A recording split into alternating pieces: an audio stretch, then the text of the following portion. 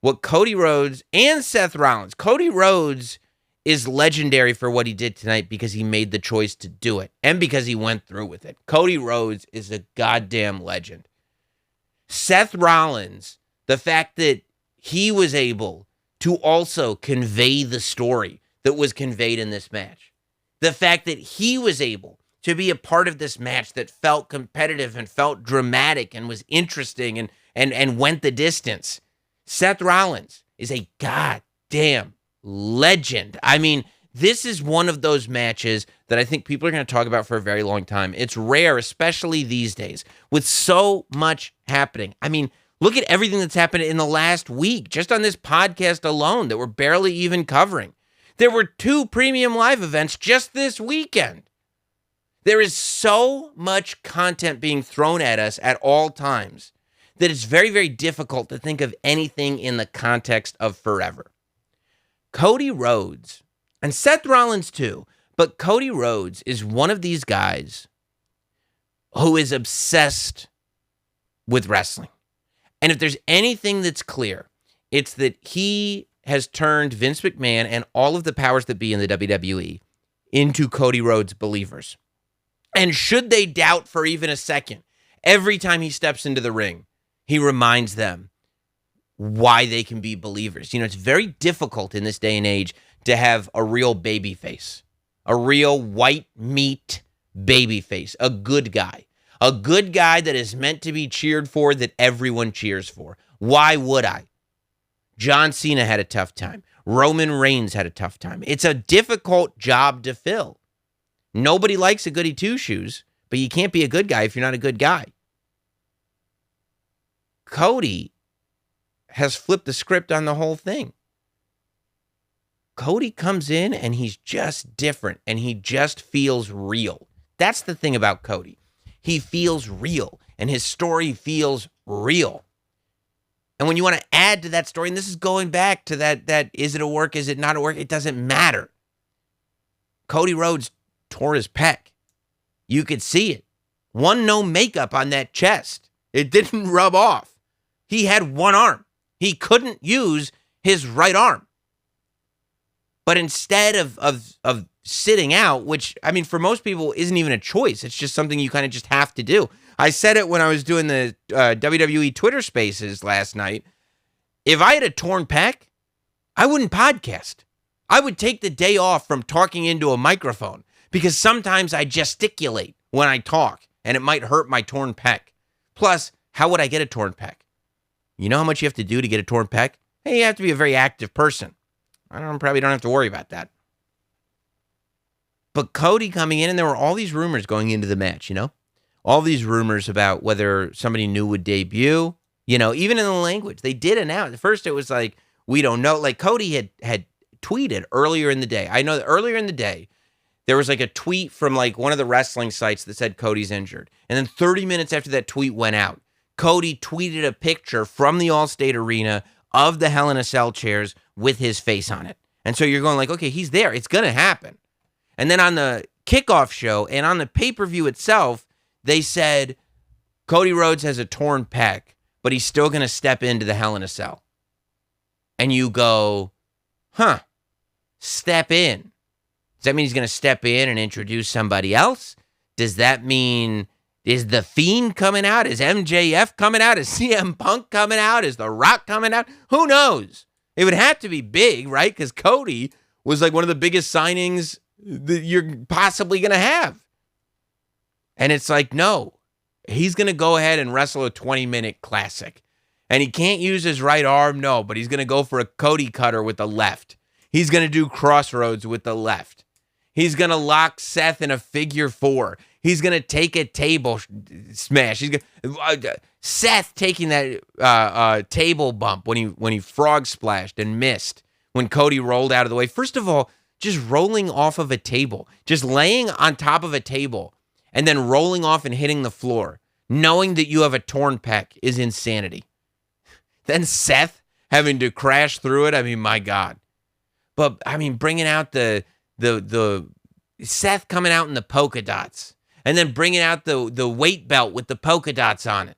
And then Cody bringing out the bull rope and Cody taping his one good arm to the rope and Seth to the other side, and all the shout outs to Dusty, the design on Seth Rollins kick pads to match Dusty's boots. And then to have Cody be able to wrestle this whole thing and get that victory. And it was just this gruesome, grotesque injury that is visible. I mean, you don't need to be a physiologist. You don't need to have a degree to understand how bad of shape Cody Rhodes was in. It was remarkable. And he left, and it's like, there's no way you can watch that match. First of all, anybody who really, really watches wrestling, and I think that's most of us, most of you guys who listen to the show, like, I think most of us watch that match and leave with just this new tremendous respect for both Cody and Seth Rollins. And by the way, anybody that shits on Corey Graves too, I had to hit that dude up because his calls, man, at the end of that match, saying the fallen angel descended into hell with a broken wing and came out on top, or whatever. He said something like that. And I was like, Jesus Christ, is that Corey Graves or William B. Shakespeare? That was incredible. And then he ends with the Dusty quote as the final call on the show. It was great. I mean, what are we doing here, pal? We're telling stories. It was awesome. And Corey Graves told me that, and I'll tell you guys this because I'm sure he wouldn't mind me telling you. He came up with that angel with the fallen angel with the broken wing call, came up with it on the spot. He swore on the lives of his children, and that man loves his children. So everybody involved, just incredible. But anyone, even if it's the first match you ever watched, everyone has to come out of that match a fan of Cody Rhodes. You can't not. That's the beauty of it, that there is no way that you can watch that match and leave without having love in your heart for Cody Rhodes. And Cody, I mean, just the professional of all professionals, at the end of the match with tears streaming down his face, kissing the mat. And that's the story right there. Cody kissing the mat with the tears on his face. That's the story. Why did he do this? Why did he take it this far? Because he loves this business. Because he loves WWE. Because he has WWE running through his veins. Because there is truly nothing more important to him than winning the WWE Championship to honor his father. What would Dusty have done? Dusty would have gone to work. Dusty would have made the town. If Dusty were on his way to being the champion, Dusty would have been the champion.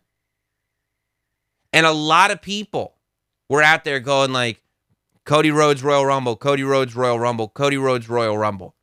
I truly believe, and I don't know what they're going to do. I don't know if Cody's going to need to take time off. I don't know. I mean, he wrestled in the Hell in a Cell against Seth Rollins with a torn pec.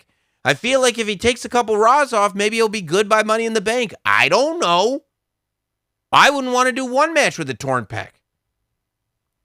But, I mean, I feel like you don't give Cody the Royal Rumble.